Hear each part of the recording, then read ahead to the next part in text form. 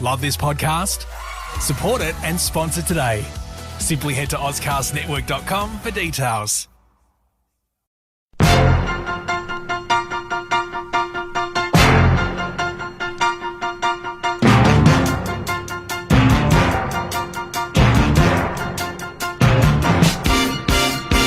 It's a Tuesday, ladies and gentlemen. Welcome to Facebook.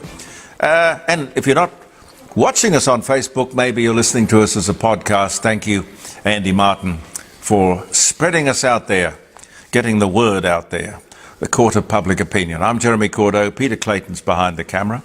Welcome to the show. Peter just was telling me before we rolled, if that's the right expression, what was the email that your friend got?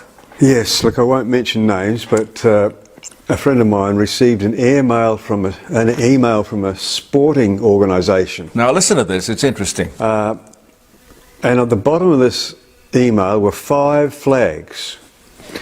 The top flag was the Aboriginal flag. Beneath that was the Torres Strait Islander flag. Yeah. Beneath that was the rainbow flag. Yeah. Then there was a flag that he didn't know, he'd never seen before, and there... Let me guess, the Tuvalu flag. No. Solomon Islands? No. I'll tell you in a minute. Below that was the Australian flag. Yeah. So my friend emailed back to this organisation and said, what's going on here? Why is the Australian flag on the bottom? Yeah. And what is this 5th flag? He got an email back and they had put the Australian flag on top. Yeah. The flag that he didn't know turned out to be a transgender flag. But there's no such thing as a transgender flag. Well, apparently there is now. And there is no, the rainbow flag, I don't know, that's sort of come along, probably born out of gay Mardi Gras and Yes. things like that. But why, this was a sporting organisation. a sporting organisation. And they had a transgender flag. I will Google it later on. Yeah. Well, I don't know. I mean, I find it extraordinary that anyone could believe that a nation could have any future at all if it did not have one flag. Because what you're describing to me is almost the biblical scenario of a house divided against itself. Yes. It cannot stand. Yes. I mean, we've got people in this country who are willfully trying to undermine not only our future, but our very present. And sometimes, you know, I despair. Sometimes it's older people who allow younger activists into their sporting organisations, people who have an agenda. They don't want to do anything except change the world or change the status quo. When in actual fact, if you can't demonstrate that you're changing the status quo for better, why would you get any attention? In my world, you'd get pretty short shrift, like this fly is about to. Pete, it's back. Yeah, well, I can get a can of Mortine. I still think there is something strangely, I was going to say spiritual. I don't know. Well, no, you've just got a friend. Yeah, well, come here. See if we can make friends and I can talk it into just going away.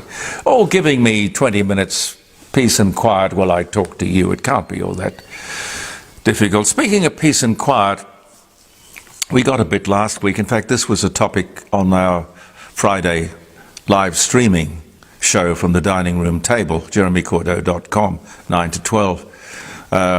Singtel, which is really the Singapore Sovereign Wealth Fund. Boy, do they have some money. Whoa. They own Optus. You know, the phone didn't ring for you last week? Wednesday? Thursday? Didn't ring for me. Maybe you couldn't even have seen our shows from last week. I don't know. Anyway, we sold Optus back in 2001 for $17.4 billion. If my memory serves me. Anyway, after the crisis of last week, the mega, I think they call it an outage, mega outage, it dropped $2 billion on the stock market, down 4.8%. Telstra went up, funnily enough. Well, predictably enough. All the Optus directors were in town for a board meeting. Timing, ladies and gentlemen. They would have got a first-hand lesson in crisis management, or, in fact, how not to handle a crisis. The South Australian government's contract with Optus is in jeopardy, they tell me. Telstra is set to take over that business. That's the government business. They're going to have a federal investigation. Good. Which I hope will be made public. The last inquiry into the Optus data breach, which was, funnily enough, exactly almost 1 year ago, there were 3 inquiries into that. Not one was made public. Private in commercial confidentiality, whatever they say. My God, that hides a multitude of sins. Oh, and there will be no compensation. Optus say no compensation.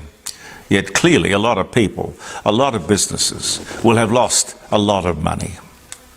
Optus is thinking free data to make up for the mess.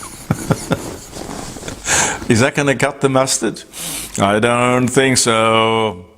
The profit that Optus announced on Thursday around the board meeting was 141 million, which is not bad. It's down a bit on the previous year. But maybe the fly is an Optus customer. Anyway, did I hear anyone say class action? The lawyers will be rubbing their hands together, I have no doubt. Now, I'm surprised this is not making greater waves, media waves. In a way I'm surprised, in another way I'm not. We all know, I think, that the Labor Party is soft on border control. Up before the High Court of Australia, a case to decide on one of the most important deterrents to protect us from the people smugglers. And of course also not only us, but the people that the people smugglers smuggle, because a lot of them die. Now this deterrent of which I speak was the right to lock up illegal asylum seekers. Don't get on the boat and try to come here, because if you arrive illegally, you will never be allowed to stay. This was all part of John Howard's "We will decide who comes to Australia and the manner in which they come." And it worked brilliantly. Certainly it worked. This policy stopped the boats. The High Court had to decide if this would continue. You'd have thought it would have been a no-brainer. I mean, what side are they on? They were going to decide if it was legal. Could we continue to lock up asylum seekers indefinitely? Some with lengthy criminal records. The High Court has ruled no. No. A mortal blow to the policy that has kept us and our way of life safe. For the people smugglers, the sugar is back on the table. Money will be made, lives will be lost. And do you know why? Apart from a convicted paedophile taking the Commonwealth, how he got the money, who backed him, who were his lawyers? This convicted paedophile took the Commonwealth of Australia to the High Court to argue against his detention. Now, this is where I find it gets interesting. This government, this Labor government, mounted a weak or poor, or some would say feeble, case or argument to keep the status quo in place. Now, when I think back over it, and I wasn't in the court, I'm only going on what I have gleaned from a kind of, I don't know, wishy-washy, lukewarm media report. The High Court did everything but say that the Commonwealth case or argument was half-hearted. Half-hearted, ladies and gentlemen. Now, before I go on any further, my eye is still not all that good, but let me try and read this to you. Inside the warped mind of paedophile refugee who is allowed to stay in Australia after landmark High Court ruling, details emerge about what he did in Sydney before he was locked up. A refugee who raped a 10-year-old boy in Sydney does not believe that he did anything wrong because, of course, it was culturally acceptable in his homeland. You know, this is what various people from Pakistan and the Middle East argue when it comes to female genital mutilation. They say it's cultural. I say they're butchers. You won't hear that in any other media. A refugee who raped a 10-year-old boy in his Sydney home did not believe he was doing anything wrong. His homeland, by the way, is Myanmar, which is another name for Burma. Burma. The paedophile was released from immigration detention this week after a High Court decision overrode previous determinations that he was a danger to the public. The court issued a landmark ruling that identified immigration detention as unlawful. Now, this was set in force a lot of years ago, 20 years ago. And now this government has proceeded in releasing almost 100, I had the figure of 90, but they say here 100 other non-citizens who cannot be deported to their homeland countries. Nobody wants these people, ladies and gentlemen, but the High Court of Australia wants us to have them on our streets. Almost all of these detainees had their visas cancelled over character issues, and many were previously convicted of sexual and other violent crimes. I don't know about you, ladies and gentlemen, but for a government to wage or commence a half-hearted argument to keep the status quo, the alternative to which was have these people on the streets, over 100 of them, because there are a couple of hundred other people in the wings. But more to come about this. The government wasted no time in releasing the first 90 detainees, by the way. That happened Sunday. And apart from the convicted paedophile, which I've just spoken of, there's a Malaysian hitman. Yeah, a Malaysian hitman. Convicted and with a price on his head in Malaysia. Now, do you believe it? The highest court in the land have put these people back on our streets. I somehow suspect they did it reluctantly, but by the letter of the law, which is their job. The government's job was to aggressively, adequately see to it that the Commonwealth won its case. And it didn't. I suggest, ladies and gentlemen, it was because the government didn't have its heart in it. A consequence.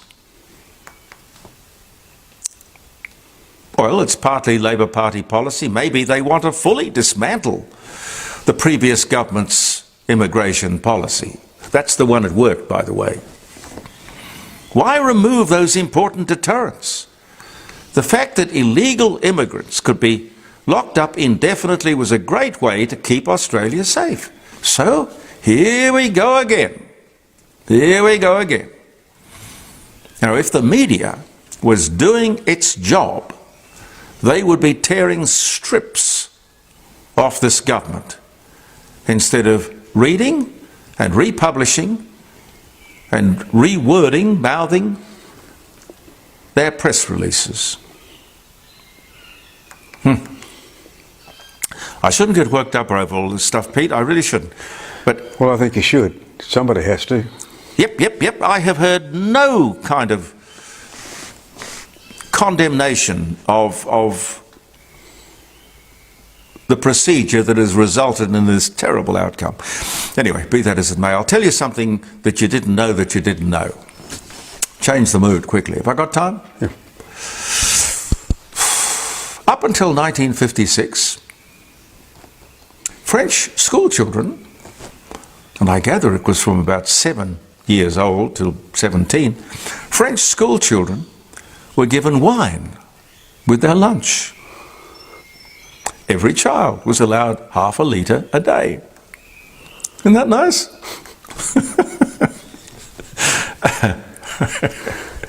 Oh dear. Hollywood strike is over. 118 days. 118 days, actors and writers. A strike over, I don't know, wages and artificial intelligence, conditions. You know, I mean, sure, there are maybe a dozen high-profile, highly paid actors who enjoy the limelight, but there are tens of thousands, if not millions of people in that industry who struggle. The cost has been, they estimate, to be $9 billion. $9 billion, and I think it'll be a lot more than that because there are a lot of other sort of hang-off kind of industries that work with and because of show business. Anyway, I've never seen sort of show business become militant like that, but they did. And that's the way it is. I'll leave you with some dates, if I may. 'Tis the 14th, isn't it, Pete? Yes. The 14th. The 14th of November. It's almost Christmas. It was the day of the Coventry Blitz. This is where the Germans bombed Coventry, which is a very big manufacturing back in the day when England, before the unions, thanks to the Lima Declaration, dismantled all of the manufacturing industry of England. They've got very little now, but back then Coventry was a huge centre for manufacturing, and it was, it was bombed almost to back into the Stone Age, 1940. A terrible, terrible time for the Brits. The Prince of Wales, speaking of Britain, Prince Charles Philip Arthur George was born. Happy birthday, Your Highness. The birthday of the King of England. But he came into the world as the Prince of Wales on this day in 1948. According to the 1985 Guinness Book of Records, the world's oldest dog, a cattle dog called Bluey, died. Les Hall of Rochester in Victoria owned the dog. Dog died 29 years of age, 203 years, human years.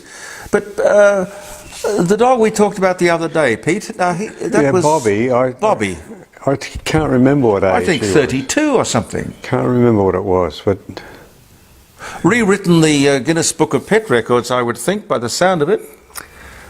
Freddie Garrity was born, former milkman and lead singer with Freddie and the Dreamers. Da, da, da, da. What was the song he had? no, I can't remember. Freddie and the da, da, gee.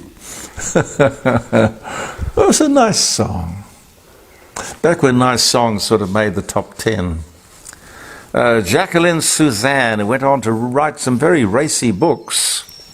Her first book was published in 1963. It was called Every Night.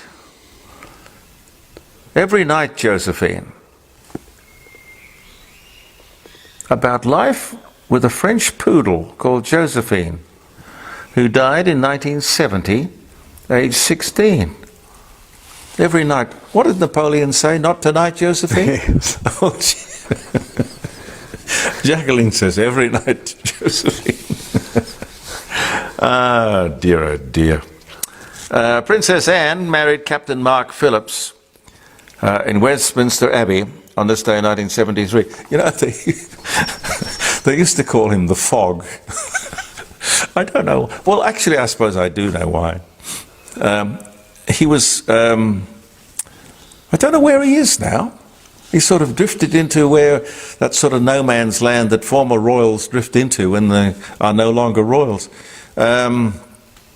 He came out here, Land Rover brought him out here, because he was doing an endorsement for Land Rovers. Because I suppose back in the day, even royalty had to, earn a quid on the side. And we were given amazing instructions as to, because I was among, I don't know, it was a nice table of about, 10, 15 people, and we all had dinner with Mark Phillips, Captain Mark Phillips. And we were given all our riding instructions as to what we could ask him and what we couldn't ask him. But he wasn't a very talkative gentleman. And then somebody explained to me later that they called him the Fog. Anyway, Princess Anne is now a much happier woman, I think. She's married to her former bodyguard. Pete, you can make a movie out of that. You could. You could. Yeah. I'm thinking of the theme song. Dear, it's funny, isn't it? It's funny. What else can I say? Robert Fullerton was born in Pennsylvania. US engineer. He's the man who invented the first steamboat, 1765. Mamie Eisenhower was born, wife of the 34th American president, 1896. Leonard Bernstein made his first conducting debut, or he made his debut, with the New York Philharmonic Orchestra in 1943. Robert Whitehead died in England, British engineer. He invented the naval torpedo in 1866. In 1905, on this very day, the great Bart Cummings was born here in Adelaide in 1927.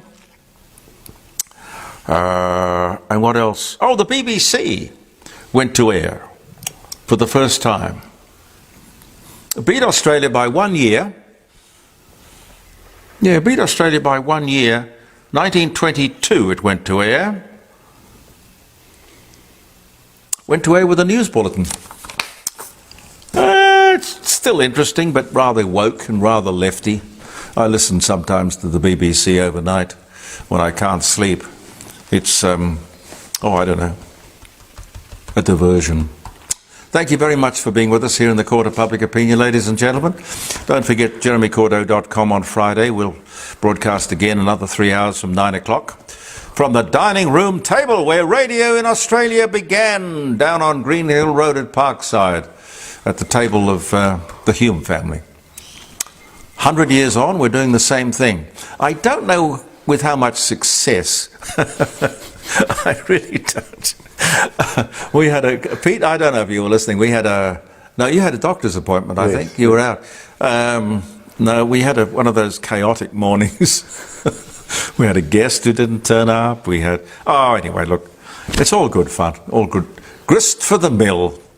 Have a lovely day, ladies and gentlemen. We'll see you tomorrow here in the Court of Public Opinion in the garage. Believe in yourself. Goodbye from me, Jeremy Cordeaux and Peter Clayton. Bye for now. Love this podcast? Support it and sponsor today.